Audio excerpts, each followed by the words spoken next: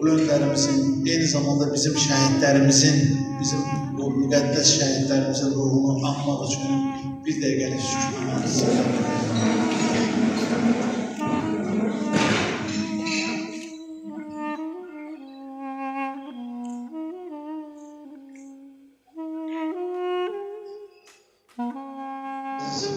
Şəhid valideynləri, şəhid əzizləri, yaxınları, əziz Sabirabadlılar, bugün biz artıq 23-cü ildir ulu öndərin anım gününü anırıq və tək Sabirabad yox, tək Azərbaycan yox, ulu öndər elə bir daha şəxsiyyətdir ki, dünyanın bütün ölkələrində anılır və nə qədər Azərbaycanımız var, nə qədər dünyamız var, bir o qədər də anılacaqdır.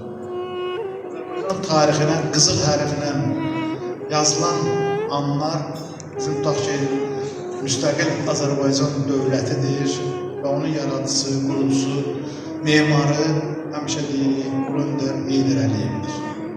Müstəqil Azərbaycanın banisi Heydər Əliyevdir.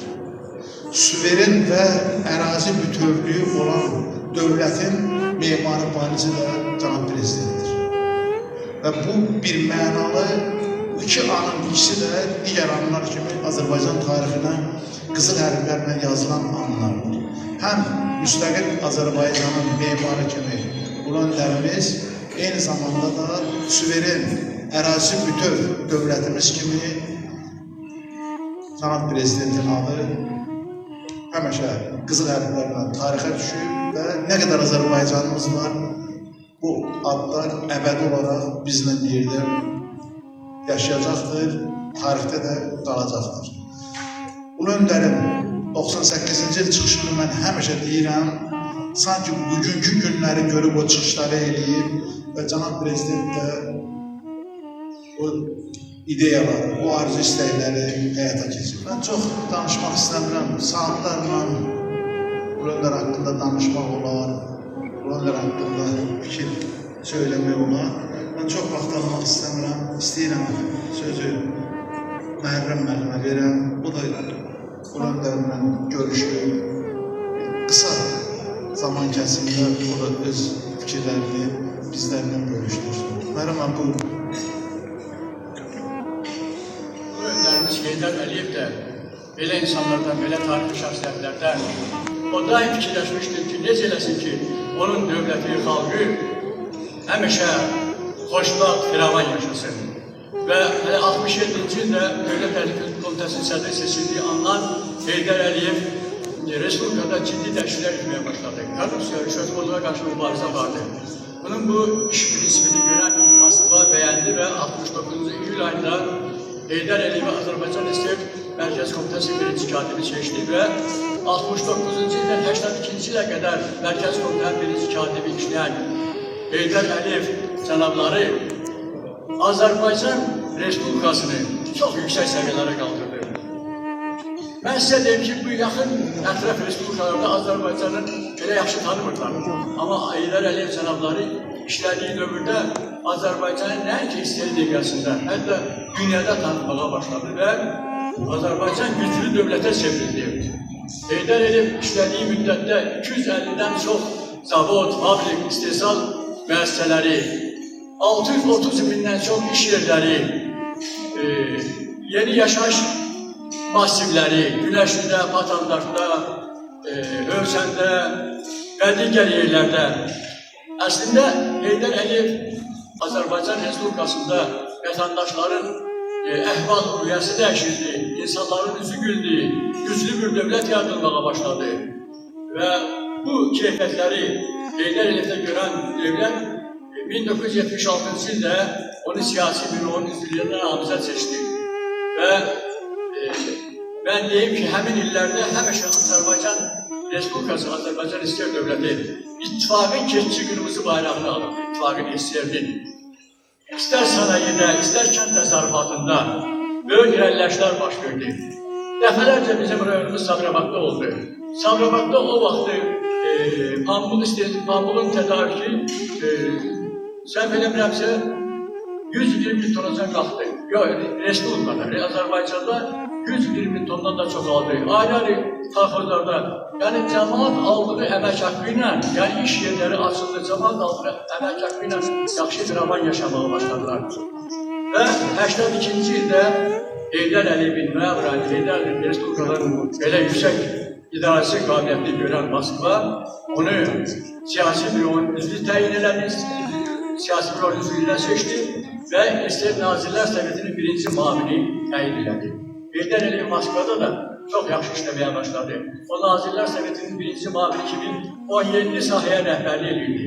Onun rəhbərlik elədiyi bütün sahələrdə işlər çox yüksək səviyyədə görülür. Təklif edeyim.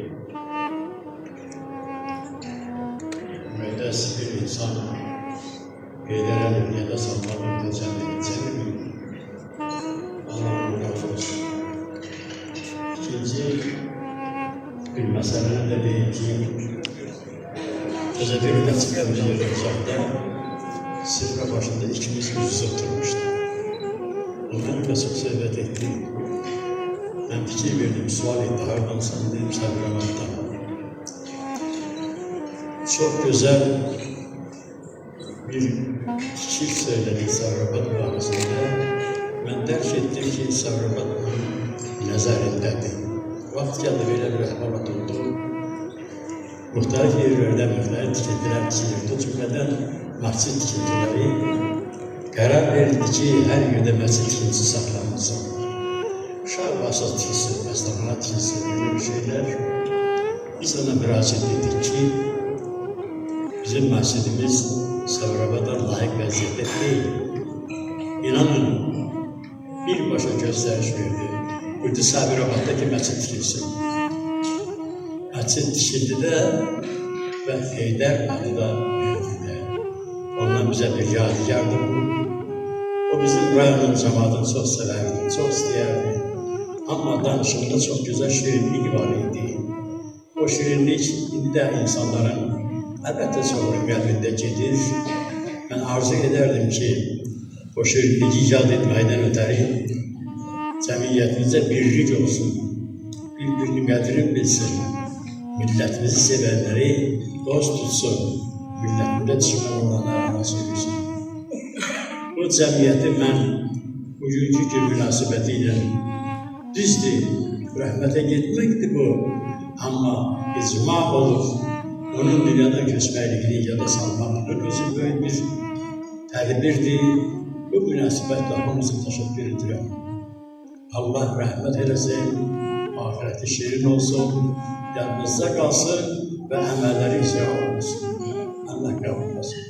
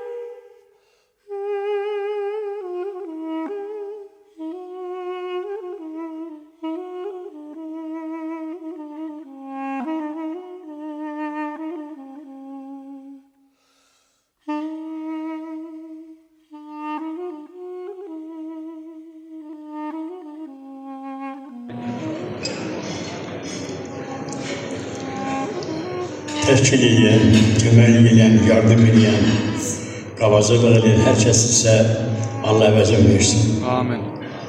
Allahümme gfir lil-mü'minine vel-mü'minati vel-muslimine vel-muslimat el-ahya'i minhum vel-emrat tabi'at Allahümme beynena ve beynehum bil-khayrat hususan hazal ihsan izâi Muhammedin ve alihi بالفاتحة. أعوذ بالله من الشيطان الرجيم. بسم الله الرحمن الرحيم. الحمد لله